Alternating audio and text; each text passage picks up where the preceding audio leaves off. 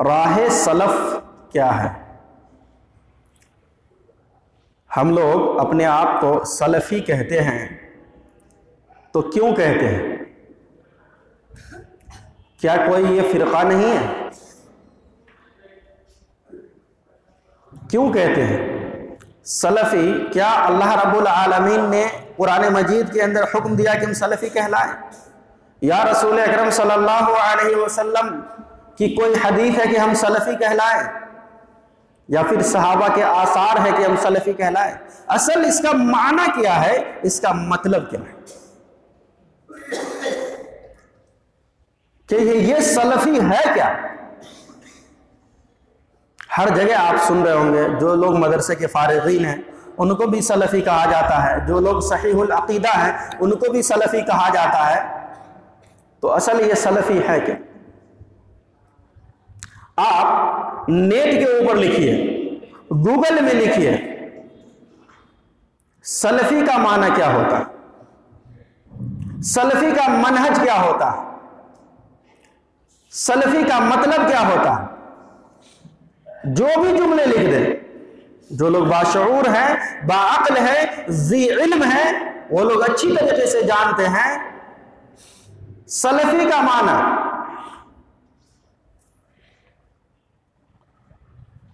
سلفی کا معنی پرانے بزرگان دین،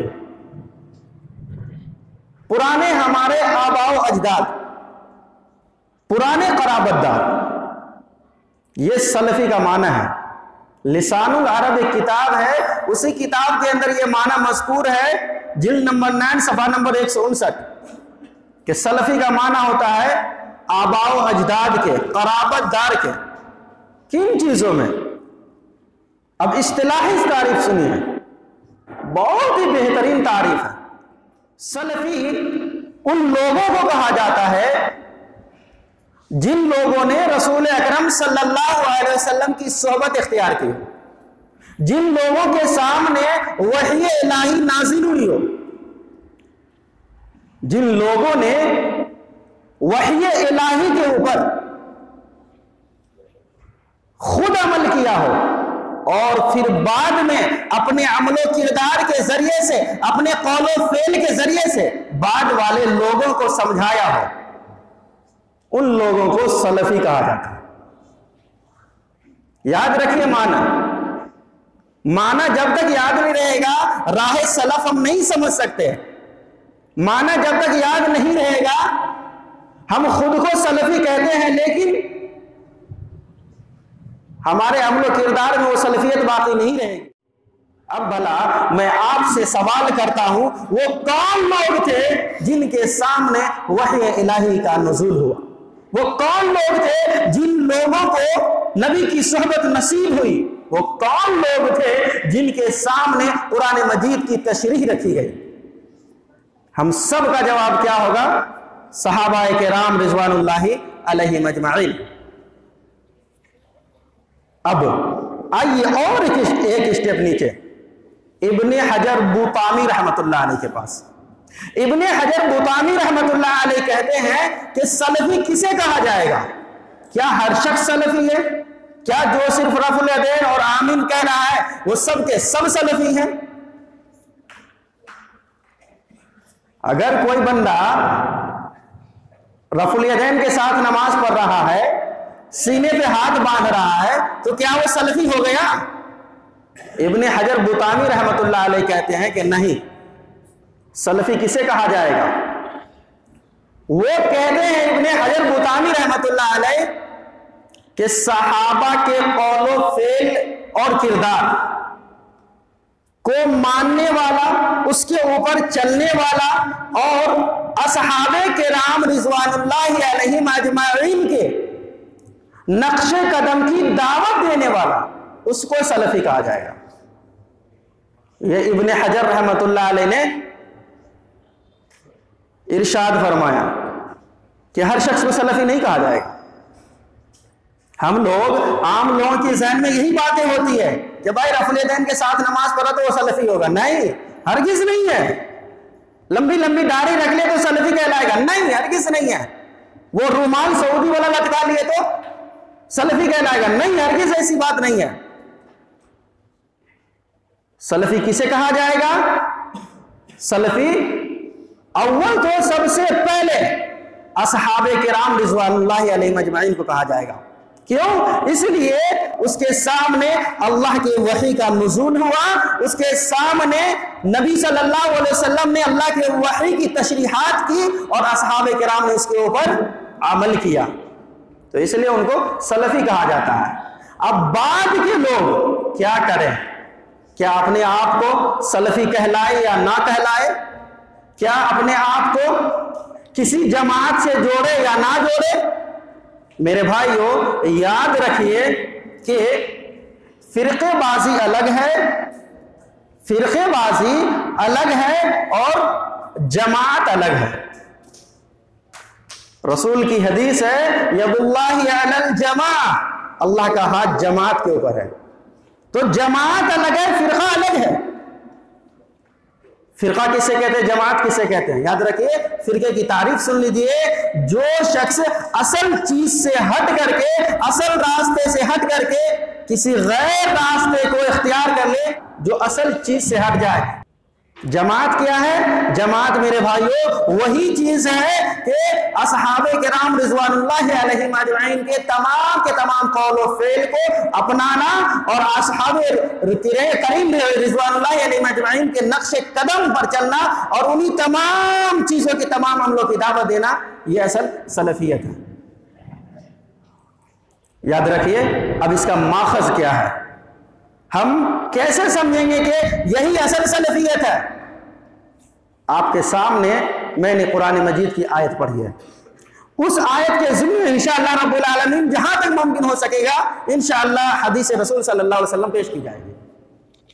پارہ نمبر 5 سورہ نمبر 4 سورۃ النساء آیت نمبر 59، اللہ نے کیا فرمایا؟ یا ایھا الذین آمنوا اطیعوا اللہ واطیعوا الرسول واولی الامر منکم فإن تنازعتم فی شیء فردوہ الی اللہ والرسول۔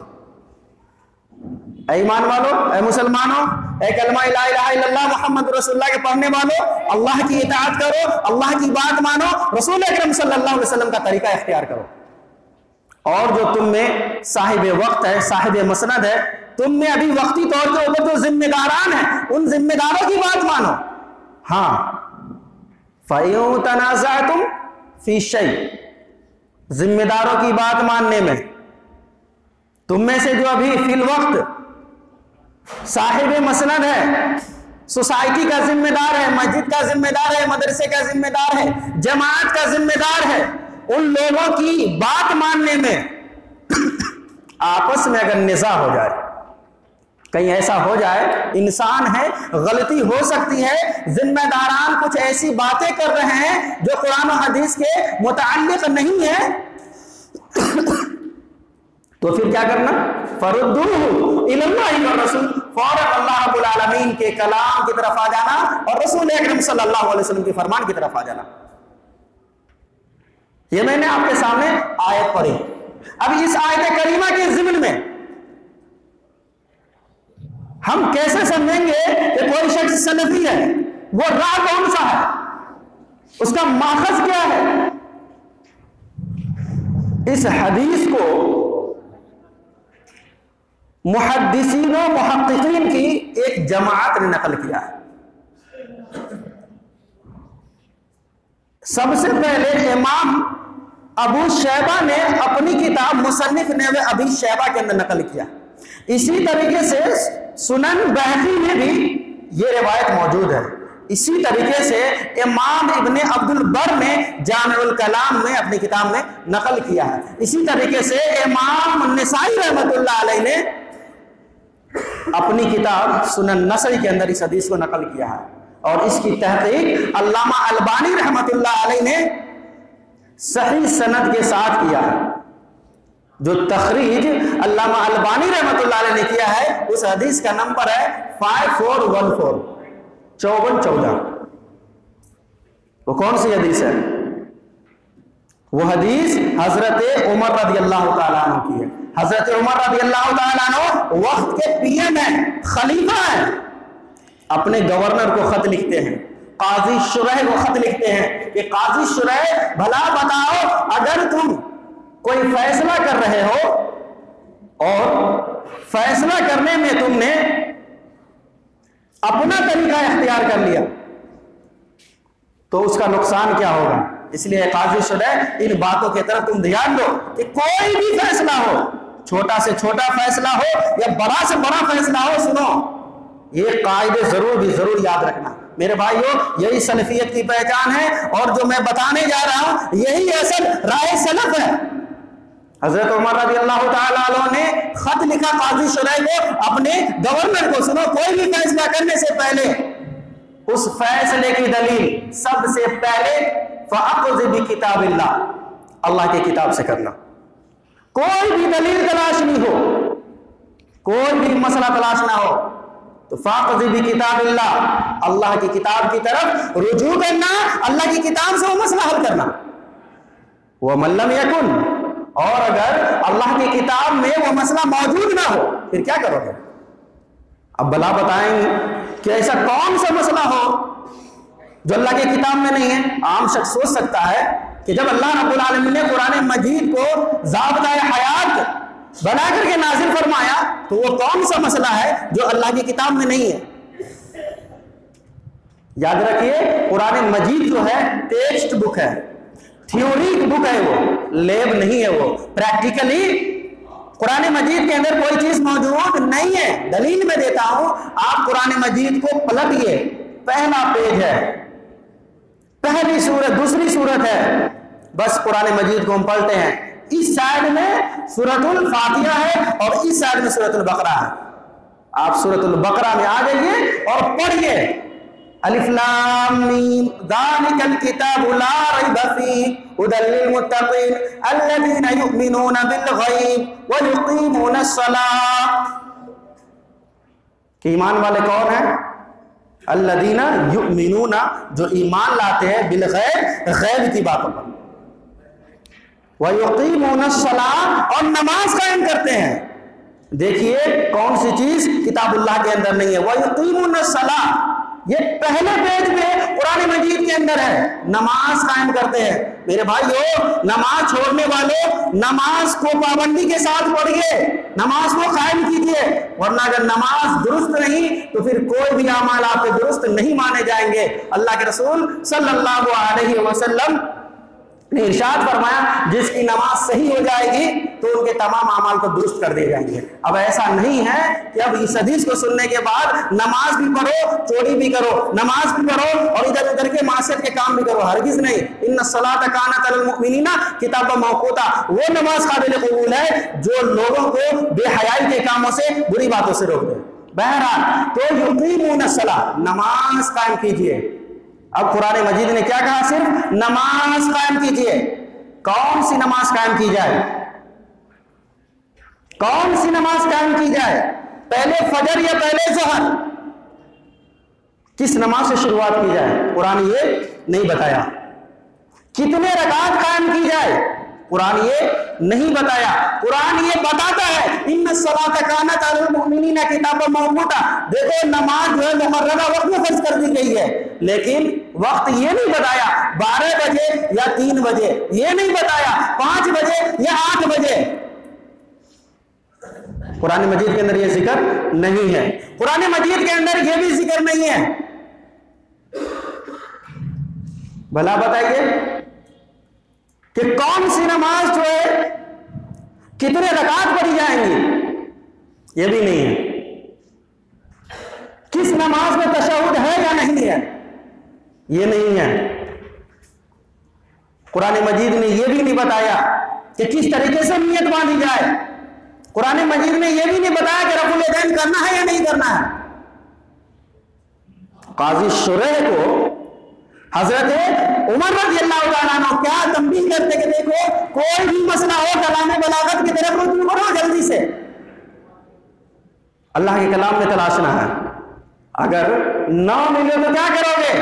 اللہ کے کلام میں وہ مسئلہ نہیں ہے فَبِالسُّنَّةِ, تو سنت کی طرف رجوع کرو. تو دیکھیے قرآن کیا کہہ رہا ہے, یقیمون الصلاۃ, تو نماز کا طریقہ قرآن مجید میں نہیں ہے. اب یہ احادیث رسول صلی اللہ علیہ وسلم کھولیے, رسول اللہ صلی اللہ علیہ وسلم کی زندگی کو پڑھیے اور احادیث رسول صلی اللہ علیہ وسلم کو کھول کر کے اپنی آنکھوں کے سامنے رکھے کیسے نماز پڑھی جائے. رسول اللہ صلی اللہ علیہ وسلم بتاتے ہیں کہ صلو کما رأیتمونی اصلی. صحیح بخاری کی 631 نمبر کی روایت ہے. ٹھیک اسی طریقے سے نماز پڑھنا جس طریقے سے میں نماز پڑھ کے بتایا ہوں. اور آپ صلی اللہ علیہ وسلم کی پوری نماز احادیث رسول صلی اللہ علیہ وسلم میں ویسی منقول و مذکور ہے. پوری نماز آپ نے وضو کیسے کیا, کتنی مرتبہ آپ نے کلی کری, سب ہے. اسی طریقے سے کب آپ نے رفع الیدین کیا, سب ہے. نیت کہاں باندھی آپ نے, وہ ساری کی ساری چیزیں رسول کی سنت میں. میں آپ کو راہ سلف بتا رہا ہوں, اصحاب کرام رضوان اللہ علیہ اجمعین کے طریقے بتا رہا ہوں. اپنی مسلک کا میں پرچار نہیں کر رہا ہوں. رسول اکرم صلی اللہ علیہ وسلم کی سنت کے دفاع کے لیے کھڑا ہوں. میرے بھائی, آج یہ سوال اٹھا چکے کہ یہ لوگ صحابہ کو نہیں مانتے, یہ لوگ اہل بیت کے منکر ہیں, یہ لوگ کسی آیت کو مانتے کسی آیت کو نہیں مانتے. میرے بھائیو, راہ سلف میں سلفیت میں کسی ایک صحابی کا 1 منٹ کے لیے بھی انکار کرنا کفر ہے. کفر ہے.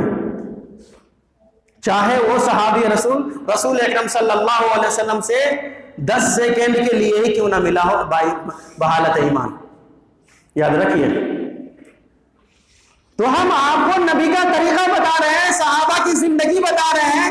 ہم یہی چاہ رہے ہیں کہ آپ نبی کے طریقے کو اپنائیں, صحابہ کی زندگی کو اپنائیں, صحابہ کی زندگی کو پڑھ کر کے لوگوں میں صحابہ کی سنتوں کو عام کریں. بھلا ہم کیسے صحابی کو نہیں مانیں گے؟ میرے بھائیو, جتنی بھی احادیث کی کتابیں ہیں, ان تمام کے تمام احادیث کے اوپر اگر کسی مذہب کا, اگر کسی مسلک کا, اگر کسی جماعت کا عمل ہے تو میرے بھائیو وہ راہ سلفیت کے لوگوں کی ہی ہے. کیوں؟ اس لیے کہ ہم نے اپنا اصل مقصد, اصل منبع قرآن و حدیث کو بنایا, صحابہ کی زندگی کو بنایا. ہاں, اللہ یہ کہ کچھ ایسی بھی احادیثیں آئی ہیں جو کہ سند کے اعتبار سے کمزور ہوا کرتی ہے, ضعیف ہوا کرتی ہے, من گھڑت اور موضوع ہوا کرتی ہے. میرے بھائیو, تو میں نہیں کہہ رہا ہوں, میں کس کھیت کا مولی ہوں کہنے والا, میں ایک طالب علم ہوں. میرے بھائیو, آپ بھی کچھ ایسی باتیں کریں گے جو مجھے اچھی لگیں گی اور وہ بات سچی ہوگی تو میں سب سے پہلا شخص ماننے کے لیے میں آمنا و صدقنا کہوں گا. میں فتویٰ نہیں دے رہا ہوں, بلکہ بڑے بڑے محدثین, امام بخاری کے استاد علی ابن مدنی رحمت اللہ علیہ, اسماء الرجال کے سب سے بڑے امام ہیں یہ, انہوں نے فیصلہ کیا. بہت بڑے تابعی ابراہیم نخعی رحمت اللہ علیہ, انہوں نے یہ فیصلہ کیا ہے کہ اگر اصول محدثین کے اوپر کسی حدیث کے اوپر کلام پایا جائے گا تو اس حدیث کے اوپر عمل کرنا مردود ہے. اس حدیث کے اوپر اگر آپ عمل کرتے ہیں تو اللہ رب العالمین کو وہ عمل قابل قبول نہیں ہے. کیوں؟ اس لیے وہ حدیث ثابت ہی نہیں ہے. نبی کی طرف ایک طرح سے وہ جھوٹ باندھا جا رہا, جھوٹ کی نسبت ہو رہی ہے. تو اس لیے اگر ضعیف حدیث آئی ہے حدیث کی کتابوں میں تو محدثین کا یہ اصول رہا ہے کہ صحیح حدیث کی طرف رہنمائی کی جائے. اس لیے امام ترمذی رحمت اللہ علیہ ایک حدیث کو نقل کرتے ہیں اور حدیث کو نقل کرنے کے بعد لکھتے ہیں ھذا حدیث حسن صحیح, ھذا حدیث حسن غریب. اس طریقے کے وہ خود اپنے فتاوے نوٹ کرتے ہیں کہ یہ حدیث صحیح ہے یا نہیں ہے, یہ حدیث ضعیف ہے یا موضوع ہے یا منکرات ہے, اور یہ نام بھی لکھ دیتے ہیں کہ لوگوں نے ان کو ضعیف کہا. اب وہ کون سی حدیث ہے, آئیے میں آپ کو ایک محدث کا حوالہ بھی دے دوں اور ایک حدیث بھی پیش کر دوں. حضرت علی رضی اللہ تعالیٰ عنہ کی روایت ہے, حضرت علی رضی اللہ تعالیٰ عنہ کی روایت ہے کہ سنت میں سے ہے کہ لوگ جو ہے ناف کے نیچے ہاتھ باندھے, یہ سنت میں سے ہے. قال من السنہ, کا سنت میں سے. روایت کس کی ہے؟ حضرت علی رضی اللہ تعالیٰ عنہ کی. حضرت علی رضی اللہ عنہ کون ہے؟ نبی کے چچازاد بھائی اور داماد ہے, اہل بیت ہے. اب یہ روایت کیسی ہے؟ یہ روایت کیسی ہے اس کے بارے میں محققین سے پوچھے، محدثین سے پوچھے. جس نے اس حدیث کو نقل کیا ہے امام داؤد رحمت اللہ علیہ. امام داؤد رحمت اللہ علیہ خود ابو داؤد کے اندر فرماتے ہیں کہ میں نے وقال سمعت احمد ابن حنبل، میں نے اس حدیث کے بارے میں امام احمد ابن حنبل رحمت اللہ علیہ کو فرماتے ہوئے سنا. اور امام احمد ابن حنبل کون ہے؟ امام احمد ابن حنبل امام شافعی کے شاگرد ہے. امام شافعی کے استاد کون ہے؟ امام مالک رحمت اللہ علیہ ہے. دیکھیے چین کی کیسے جڑا ہوا ہے، کیسے جڑا ہوا ہے. امام مالک کے شاگرد امام شافعی، امام شافعی کے شاگرد امام احمد ابن حنبل. اور امام احمد ابن حنبل سے کون سن رہے ہیں؟ محدث سن رہے ہیں امام ابو داؤد رحمت اللہ علیہ. کتنے بڑے امام ہیں وہ؟ 4 ائموں میں ان کی گنتی ہے یا نہیں ہے؟ 4 ائموں میں ہے نا. تو امام داؤد رحمت اللہ علیہ کہتے ہیں کہ میں نے سنا ان کو فرماتے ہوئے اس حدیث کے بارے میں کیا یضعف، کہ وہ ضعیف کہہ رہے تھے، کمزور کہہ رہے تھے. کیوں؟ اس کے اندر ایک راوی ہے ابو اسحاق نامی، وہ کوفی راوی ہے اور وہ مجہول ہے، وہ جھوٹ بولا کرتا تھا، اس کو حدیث سے کوئی لینا دینا نہیں تھا. تو اب بتائیے امام ابو داؤد رحمت اللہ علیہ نے اس حدیث کے بارے میں خود ہی فیصلہ کر دیا ہے. اب آپ کو ہم یہ راستہ بھی بتا دیں اور یہ بھی بتا دیں، دیکھو 2 قدم کے بعد اس میں بہت زیادہ گڈھا ہے، اگر دیکھ کے نہیں چلو گے تو گر جاؤ گے. پھر بھی جا کر کے آپ اس میں عہدے میں گر رہے ہیں، تو غلطی کس کی ہے؟ ہماری بتانے والے کی یا چلنے والے کی؟ چلنے والے کی غلطی ہے. کیونکہ بتانے والا تو راہ بتا دیا، یہ بھی بتا دیا گڈھا ہے آگے جا کر کے، آپ سوچ سمجھ کے چلنا. تو امام ابو داؤد رحمت اللہ علیہ جس نے حدیث کو نقل کیا، اس نے بتا دیا کہ یہ حدیث صحیح نہیں ہے. صحیح کون سی حدیث ہے میرے بھائیو؟ صحیح ابن خزیمہ کے اندر صحیح حدیث ہے. اب بتائیے اللہ کے رسول صلی اللہ علیہ وسلم نے کی سنتیں محفوظ ہیں یا نہیں ہے؟ تو امام نسائی رحمت اللہ علیہ اس حدیث کو نقل کرتے ہیں اور کیا کہتے ہیں کہ سنیے. اور امام ابن عبد البر رحمت اللہ علیہ اس حدیث کو نقل کرتے ہیں، جو حدیث میں نے ابھی آپ کے سامنے پڑھی ہے. کون سی؟ قاضی شریح والی. حضرت عمر رضی اللہ تعالیٰ عنہ کیا لکھتے ہیں کہ قاضی شریح کوئی بھی مسئلہ پہلے حل کرنا ہے تو کتاب اللہ سے، اور کتاب اللہ میں نہ ملے تو اس کی تشریح کہاں دیکھنا ہے؟ رسول اکرم صلی اللہ علیہ وسلم کے قول و فعل میں. اور اگر مان لو کہ وہاں بھی نہ ملے، وہاں بھی نہ ملے تو کیا کرو گے؟ تو کہا اللہ کے رسول صلی اللہ علیہ وسلم کے ساتھی حضرت عمر رضی اللہ تعالیٰ عنہ، تو پھر دیکھو لوگوں کا کس عمل کے اوپر فتویٰ ہے.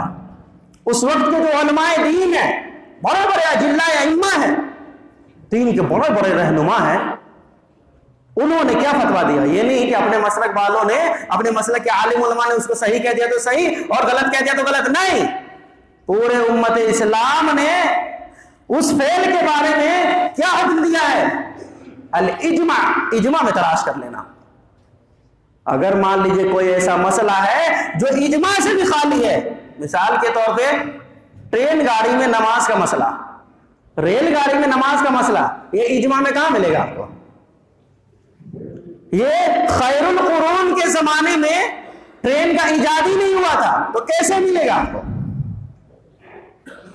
اگر آپ نماز میں موبائل بچ جائے تو اس کو آپ اجماع میں تلاشیں گے، کیسے ملے گا؟ یہ مسئلہ ہی نہیں، اس وقت نہیں تھا، وجود میں ہی نہیں تھا. اسی طریقے سے بھینس کے گوشت کے بارے میں کہ وہ حلال ہے یا حرام ہے، اس وقت نہیں تھا، پھر کیسے ہوگا؟ اللہ کے رسول صلی اللہ علیہ وسلم کے ساتھی ہیں حضرت عمر رضی اللہ تعالیٰ عنہ، وہ قاضی شریح وہ خط لکھ رہے ہیں اور کیا کہہ رہے ہیں؟ اگر اجماع بھی نہ ملے تو تم ایک کام کرنا، الاجتہاد، اجتہاد کرنا، قیاس لگانا کہ کون سا مسئلہ صحیح ہو سکتا ہے، لیکن میرے نزدیک سب سے بہتر یہ ہے کہ تم قیاس سے زیادہ تر بچنا، قیاس نہ کرو تو بہتر ہے. ہاں اگر ایسی مجبوری آ گئی، قیاس کرنا ہی پڑ گیا، تو پھر قیاس کو مانا جائے گا، اور قیاس وقت کے عالم کی بات کو اس وقت تک مانی جائے گی جب تک کہ قرآن و حدیث سے کوئی دلیل آ جائے. قیاس کی ویلیڈیٹی میرے بھائیوں موبائل کے ریچارج کی طرح ہے کہ جس طریقے سے موبائل کا ریچارج جو ایک وقت مقررہ تک ہوتا ہے، وقت مقررہ ہونے کے بعد 1 سیکنڈ بھی آگے نہیں جائے گا، उसी तरीके से कयास की वैलिडिटी है, कुरान और हदीस की एक भी दलील आ गई, कयास की वैलिडिटी खत्म हो गई। और आज देखा जाता है कि मजहब के मसाइल के मसाइल, मसालिक के मसालिक, जमात के जमात सिर्फ कयास के ऊपर टिकी हुई है, चाहे कुरान और हदीस के दलाइल कुछ और है।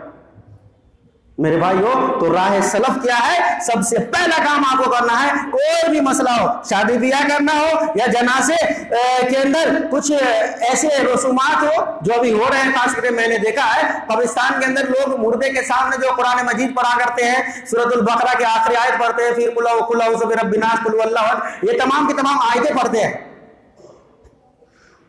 ये कयास है, ये कुरान और हदीस की दलील नहीं है, ये इजमा नहीं है, आपके कयास है। मेरे भाइयों, ये जो है कयास, ऐसा कयास है जो कि कयास करना ही बातिल था पहले ही। क्यों? इसलिए कि अल्लाह के रसूल सल्लल्लाहु अलैहि वसल्लम के दौर में बहुत सारे शुहदा शहीद हुए। अल्लाह के रसूल सल्लल्लाहु अलैहि वसल्लम के दौर में बहुत सारे मुर्दे दफनाए गए, लेकिन रसूल अकरम सल्लल्लाहु अलैहि वसल्लम ने किसी के कब्र के ऊपर कोई भी आयत नहीं पढ़ी, ना ही सूरतुल बकरा की आखिरी आयत और ना ही सूरतुल और किसी भी सूरतुल फातिहा हो, कोई भी आयत हो जो भी पढ़ी जाती है, किसी भी आयत को नहीं पढ़ा, तो ये आपका कयास ही बातिल है। तो राह सलफ क्या है? राह सलफ मेरे भाइयों, मैं आपको बता रहा था कि राह सलफ वही है कि आप जो है सबसे पहला मसला कुरान मजीद को पकड़ा है, सबसे पहला टेक्स्ट बुक है वो आपका कुरान मजीद, अल्लाह का कलाम, और उसकी तशरीह मुहम्मद रसूलुल्लाह सल्लल्लाहु अलैहि वसल्लम की जिंदगी है। उसके बाद सहाबा किराम के कौल फ़ेल और अक़वाल और तरीके हैं। उसके बाद जो है ताबईन और तबा ताबईन के रूल और कायदे हैं। मेरे भाइयों, तमाम के तमाम चीजों का मानना, यही असल सलफियत है, यही राह मुहम्मदी है और यही राह सलफ है। तो अब ये इस सवाल का जवाब बिल्कुल आपके ज़हन में अच्छी तरीके से आ गया होगा कि सलफी अपने आप को लोग क्यों कहते हैं। हम तो कहते हैं हर शख्स को, हर मुसलमान को, हर कलमा गो को सलफी कहलाना चाहिए, क्योंकि ये सलफी किसी शहर का नाम नहीं है, किसी गली का नाम नहीं है, किसी शख्सियत का नाम नहीं है, बल्कि उस रास्ते का नाम है, उस तरीके का नाम है जिस तरीके के ऊपर अल्लाह रब्बुल आलमीन ने कलाम बलागत को नाज़िल फरमाया और उस तरीके को अल्लाह के रसूल सल्लल्लाहु अलैहि वसल्लम ने अपने असहाब के अंदर तशरीह की और उसी तशरीहात के ऊपर सहाबा किराम का अमल था। तो ये है सलफियत मेरे भाइयों। तो आप जो है कोई भी मसला हो, अल्लाह के कलाम में तलाशे, रसूल के फरमान में तलाशे, सहाबा की जिंदगी में तलाशे, अइम्मा दीन की जिंदगी में तलाशे मेरे भाइयों। अगर फिर भी ना मिले, अब कहेंगे नहीं मिलेगा, कैसे नहीं होगा? 4 इमाम साहब है, चारों इमामों में से एक इमाम में तो मिल ही जाएगा। नहीं मिलेगा, कैसे मिलेगा? रेलगाड़ी में नमाज होती है या नहीं होती है, लेकर के आइए। चाय पीना जायज है या ना जायज है? किसी भी अइम्मा दीन की जिंदगी में आपको यह मसला मिलेगा? नहीं मिलेगा। इसलिए अगर वहां भी ना मिले तो कयास है, आप अपने हिसाब से जो है उस मसले को सोच लीजिए, समझ लीजिए। जो अइम्मा दीन अभी वक्त के आलिम उनसे पूछ लीजिए। ये असल दीन है मेरे भाइयों।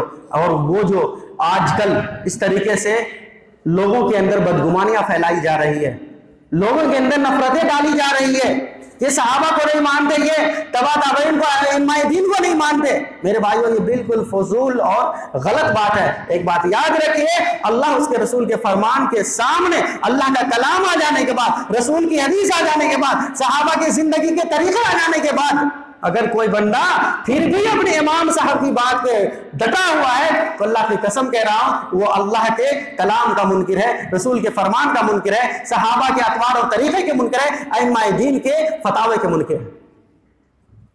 तो हम और आप खुद सोचे, दिल में जरा सा तफक्कुर पैदा करें, सोचिए, समझिए, तसव्वुर में लाइए इन बातों को कि असल दीन क्या है, हम किसके ऊपर अमल कर रहे हैं। मेरे भाइयों ये रसूमात है, याद रखिए। इन जो चीजें मैंने बयान किया उन तमाम चीजों को छोड़ करके अगर आप दूसरा तरीका इख्तियार करते हैं तो याद रखिए आप खुल्लम खुल्ला गुमराही में हैं। आपको गुमराही से कोई भी शख्सियत बचाने वाला नहीं है। क्यों? अल्लाह रब्बुल आलमीन को तरीका किसका पसंद है? तरीका मुहम्मद रसूलुल्लाह सल्लल्लाहु अलैहि वसल्लम का पसंद है। इसलिए कुरान मजीद ने इरशाद फरमाया, वमा आताकुमुर रसूलु फखुज़ूहु वमा नहाकुम अन्हु फंतहू।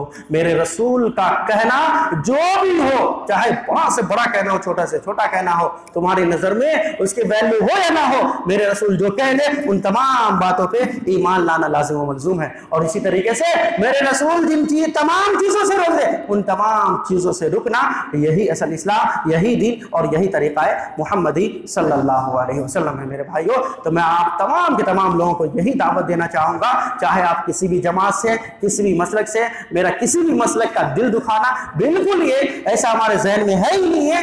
आपको अगर फिर भी दिल दुख रहा है, यह आपकी कमी है, डॉक्टर से इलाज करवाइए, अपने दिमाग का, अपने तसव्वुर का। मेरे भाइयों, आप कलमा गो है, ला इलाहा इल्लल्लाह पढ़ने वाले, मोहम्मद रसूलुल्लाह के पढ़ने वाले हैं, आप कुरान मजीद पर ईमान लाने वाले हैं, कुरान मजीद की तिलावत करने वाले हैं, इसलिए मैं आपके सामने ये बात बताना मुनासिब समझा। अगर फिर भी किसी को समझ में ना आए तो मैं फिर भी इंशाअल्लाह आपको समझाने के लिए पूरे कुरान और हदीस को खोल करके आपके सामने इंशाअल्लाह बताऊंगा। ना बताऊं तो आप पकड़ सकते हैं। और मैं दावत भी देता हूं उन तमाम के तमाम भाइयों को कि अल्लाह रब्बुल आलमीन के कलाम की तरफ आइए, रसूलुल्लाह सल्लल्लाहु अलैहि वसल्लम की सुन्नत की तरफ आइए, क्योंकि यही असल दीन और यही असल मसला है इस्लाम का, और यही दावत हमारी है। अल्लाह रब्बुल आलमीन से दुआ, अल्लाह रब्बुल आलमीन तमाम लोग तमाम तरह मुस्कुरा बातों को समझने की तौफीक अता फरमाए।